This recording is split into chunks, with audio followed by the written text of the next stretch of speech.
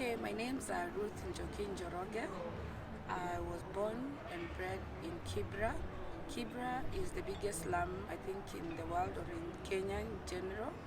I was born at Kenyatta National Hospital.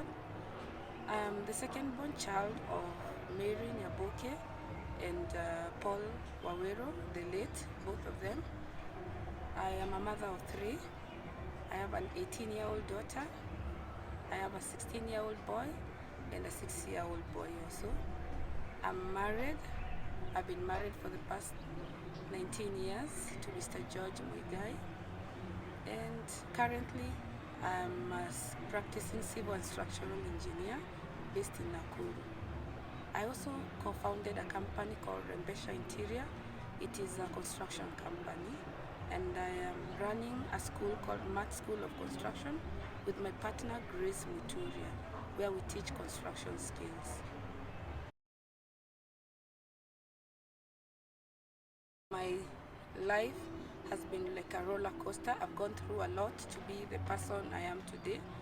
And I would like to tell anyone to be resilient, to be hardworking, to be prayerful. As I started by saying, I was born and bred in Kibra, the slums.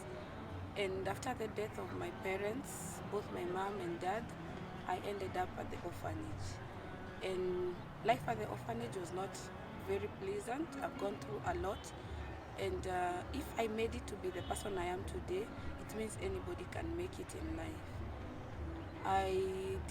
I've gone through my life the opposite, whereby people go to school, then they graduate, they get married, then they get kids.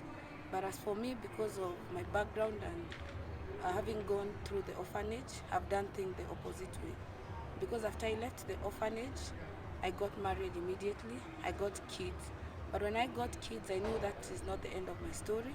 My life doesn't end there. So I decided to take myself back to school when I already had kids. I didn't have any cheerleader to tell me that what I was doing was okay. In fact, I'd had so many people who were digging holes, as I would say, literally in my boat, trying to make me fall. But I was able to be resilient and knowing what I wanted to be. So I went back to school. I took myself back to school and I had younger kids to pursue a very technical course in campus. And if there's any young girl out there thinking that it's the end of your life, like you can't make it, you should watch me and see that if I made it, being a mother, being a wife, and being a student at the same time, and I was able to make something out of my life, it means anything and anyone out there can make it. I managed to finish my studies and I performed very well amidst the challenges. So it is something that I'm able to, if my story can inspire any young girl there to know that anything in this world is possible, it all starts from here. You are the only person standing between yourself. No one else is standing between you and your goals. So for me, as I've said, I went back to school at an elderly age. I could not qualify for so much, like the fundings, the so much that are given because of the age brackets. And because I was able to work myself, like I would get small odd jobs so that I can pay for my tuition, that didn't deter me or excuse myself to perform any lesser than the other kids. So young girls need to know that anything you want to be, it's possible.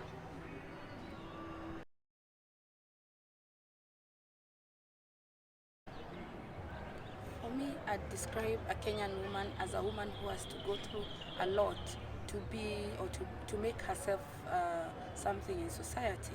A Kenyan woman is a girl who really is like a gold in the furnace.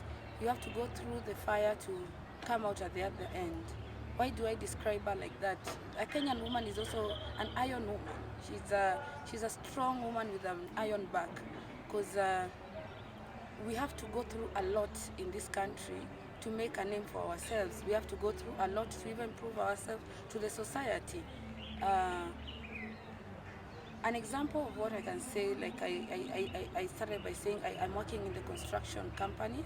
For us, we get a lot of challenges, the contractors, because when you go to companies looking for a job, first of all, you are vetted on your gender, because the fact that you're a woman, it disqualifies you automatically that you can do these technical things.